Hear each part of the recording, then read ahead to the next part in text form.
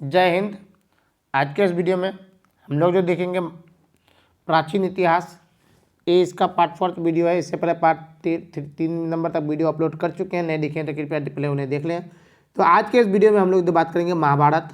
आपको PDF के लिए आपको जाना होगा टेलीग्राम पर। टेलीग्राम में JS ऑनलाइन क्लासेज लिखना होगा आपको, वहाँ जा करके आपको उसका PDF मिल जाएगा। तो चलिए ज़रा देर न कर तुम लोग अपना वीडियो स्टार्ट करते हैं। महाभारत, इसकी रचना वेद व्यास ने की थी। आपको पता होना चाहिए महाभारत का जो रचना जो किया था वो किसने किया था, तो वेद व्यास ने किया था। आप लोग टेंशन मत लीजिएगा, हम इनसे क्वेश्चन भी कराते चलेंगे, टेंशन नहीं लेना है आपको। बहुत अच्छा रिजल्ट होने वाला, एक भी क्वेश्चन आपका एग्जाम में लीक नहीं होने वाला, यानी भी छूटने वाला नहीं है। इसमें 18 पर्व है। कितने पर्व है, यानी जितने दिन युद्ध हुए, आपको पता ही होगा महाभारत। जितने भी आदमी ने देखे पहले उन्हें देख लीजिएगा। महाभारत का जो युद्ध हुआ था वो 18 दिन तक चला था, है कि नहीं। इस पहले इसमें 800 यानी 8800 श्लोक थे। कितने थे, 8800 श्लोक थे। तब इसका नाम जय संहिता था। क्या नाम था, जय संहिता। 24,000 श्लोक, कितना श्लोक अभी 24 होने पर इसका नाम भारत हुआ। कितना, क्या हुआ, भारत हुआ। गुप्त काल में 1 लाख श्लोक होने पर इसे महाभारत कहा जाने लगा। कितना श्लोक, 1 लाख श्लोक होने पर इसको क्या करने लगा, महाभारत कहा जाने लगा। महाभारत का सर्वप्रथम उल्लेख आश्वलायन गृह सूत्र में है। महाभारत को पंचम वेद भी कहा गया है। क्या कहा जाता है, पंचम वेद कहा गया है कि नहीं। भगवत गीता महाभारत के छठे पर्व, भगवत गीता महाभारत के छठवें पर्व भीष्म पर्व का ही भाग है।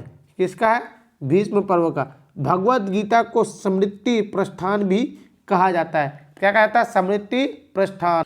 तो महाभारत यहाँ खत्म हो गया। अब हम लोग पढ़ेंगे रामायण के बारे में। महाभारत से रिलेटेड हम अब 200 क्वेश्चन, बहुत ज़्यादा क्वेश्चन रेडी कर चुके हैं। कितने क्वेश्चन, 200 प्लस क्वेश्चन हम इससे कराएंगे। कितना, 200 प्लस क्वेश्चन इससे हम महाभारत से आपको कराएंगे। एक सेपरेट वीडियो बना कर हम कराएंगे, सारे के सारे क्वेश्चन कराएंगे।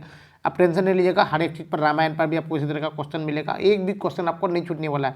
आपको वीडियो को लगातार बने रहिएगा, इस चैनल से आप जुड़े रहिएगा। आपको एक भी चीज़ डाउट क्लियर नहीं होने वाला है, क्योंकि हम बहुत ही डीपली आप लोग को पढ़ाने का प्रयास करेंगे। तो चलिए रामायण के बारे में बताते हैं। रामायण, इसकी रचना महर्षि वाल्मीकि ने की थी। कौन किया था, रामायण की रचना जो किया था महर्षि वाल्मीकि ने की थी। इसमें 24,000 श्लोक है। कितने श्लोक है, 24,000। अतः इसे चतुर्विष्टिहर्षि संहिता कहा जाता है। इसकी रचना संभवत ईसा पूर्व 5वीं सदी में शुरू हुई। रामायण व महाभारत का अंतिम रूप में संकलन गुप्त काल में 400 ईस्वी के आसपास हुआ। रामायण में हमें हिंदुओं तथा मानव व शवों के संघर्ष का विवरण मिलता है। रामायण 7 खंडों में विभाजित है। कितने खंडों में, 7 खंडों में विभाजित है। बालकांड, अयोध्या कांड, है कि नहीं। इन 7 कांडों के बारे में हम नहीं बताएंगे। अरण्य कांड, किष्किंध और सुंदरकांड, लंका कांड और उत्तरकांड। इन 7 के बारे में अगर पढ़िएगा विस्तार से तो बहुत लंबा वीडियो हो जाएगा। थोड़ा थोड़ा करके हम लोग बता देते हैं। बाल्यकांड, पहला क्या है, बाल्यकांड। बाल्यकांड में क्या हुआ था, रामायण महाकाव्य का पहला भाग है, यानी बाल्यकांड जो रामायण का सबसे पहला भाग है, जिसमें करीब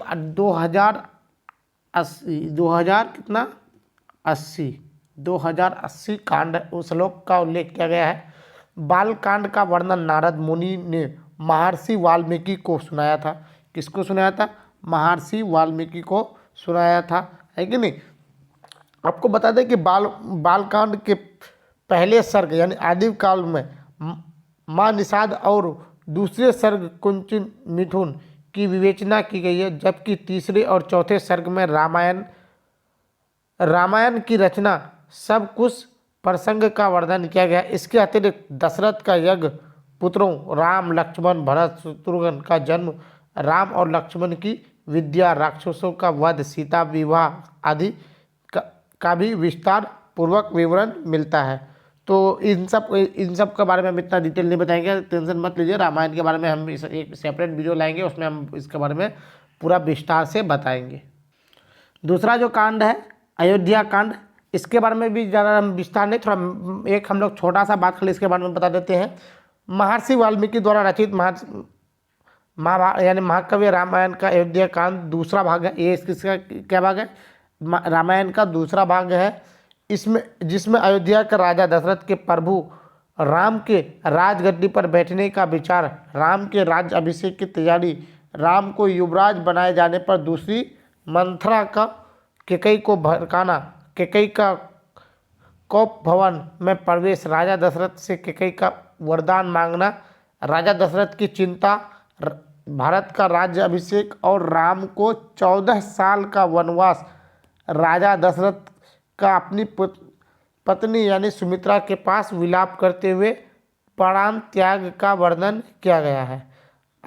आपको बता दें कि इस महाकाव्य में अयोध्या कांड में 119 सर्ग है। कितने? 119 सर्ग है कि नहीं? 119 सर्ग है कि नहीं? और इसके सर्गों में 4286 कितना? 4286 श्लोक है। कितना श्लोक है? 4286 श्लोक है। इस कांड का पाठ पुत्र जन्म, विवाह और गुरुदर्शन के लिए किया जाना चाहिए। तो इसका तीसरा पार्ट हम लोग अब देखेंगे आरण्यक कांड। क्योंकि देखिए हम लोग ज़्यादा जानने का प्रयास नहीं करेंगे, मेन चीज़ को टॉपिक को हम लोग देखते चलेंगे। अगर हम इसका मेन लगे सब चीज़ को अगर देखते चलेंगे तो बहुत लंबा वीडियो बनेगा।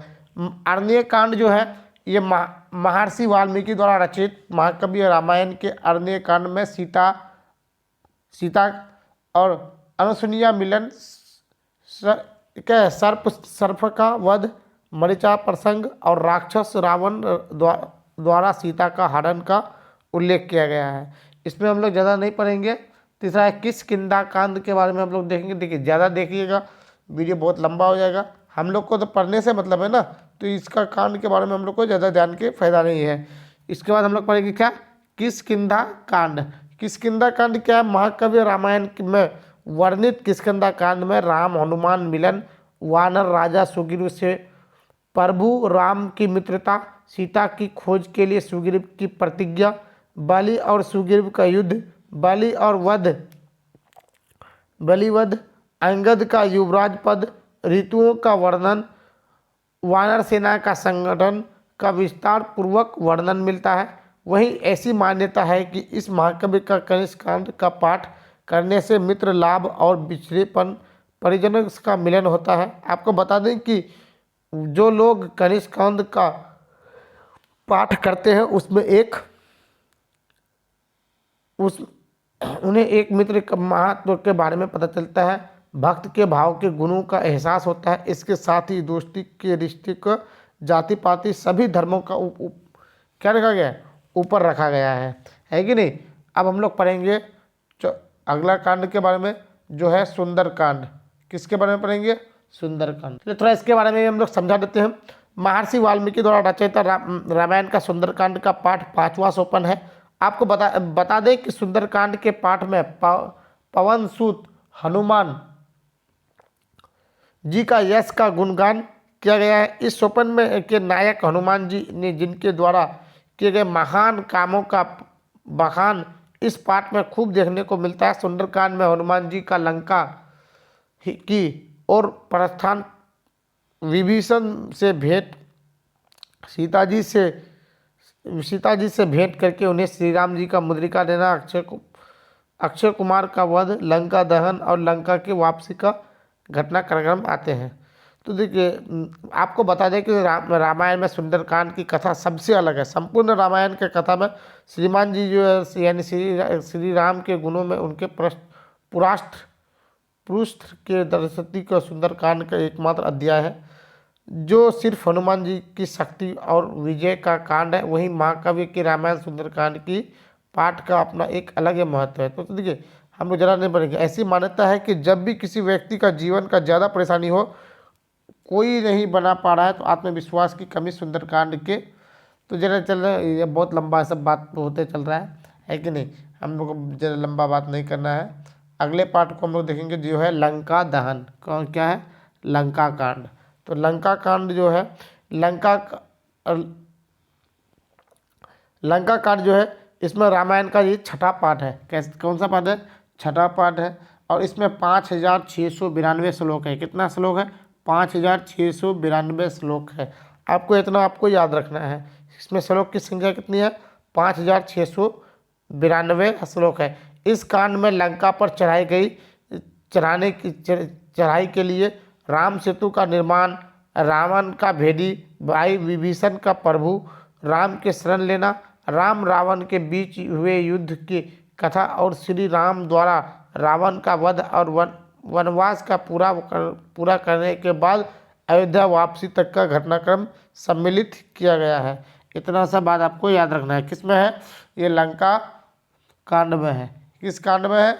लंका कांड में है। आपको इतना सा पूरा उम्मीद करते हैं आपको पूरा चीज़ समझ में आ रहा है, क्योंकि हम देखिए सेपरेट वीडियो तो इतना बनाएंगे, इसके बना लेंगे इसका। तो अगर आप लोग कमेंट कीजिएगा आपको रामायण के बारे में, महाभारत के बारे में कोई अगर सेपरेट वीडियो चाहिए तो बनाएंगे। अंतिम पाद कांड कौन सा है? उत्तरकांड। तो देखिए उत्तरकांड में क्या होता? भगवान श्री राम जी के यानी राजा बनने के बाद उत्तराखंड में उत्तरकांड जो है हिंदू धर्म के महाकाव्य रामायण का आखिरी सोपान है। इसमें 111 सर्ग है। कितना है? 111 सर्ग है। क्या है? सर्ग है। जिसमें से अगर हम इसके बारे में श्लोक के बारे में बात करेंगे तो 3432 है। कितना है?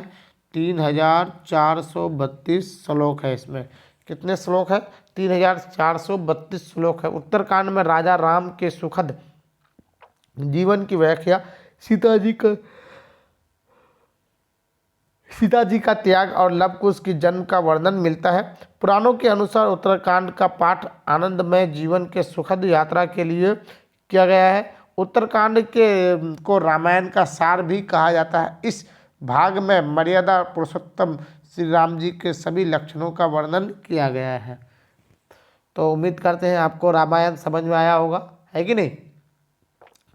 तो आज हमने रामायण का पूरा बात पता। आज अगले पार्ट में हम लोग पुराण के बारे में पढ़ेंगे। आज के लिए इतना ही। मिलते हैं अगले वीडियो में, तब तक के लिए जय हिंद।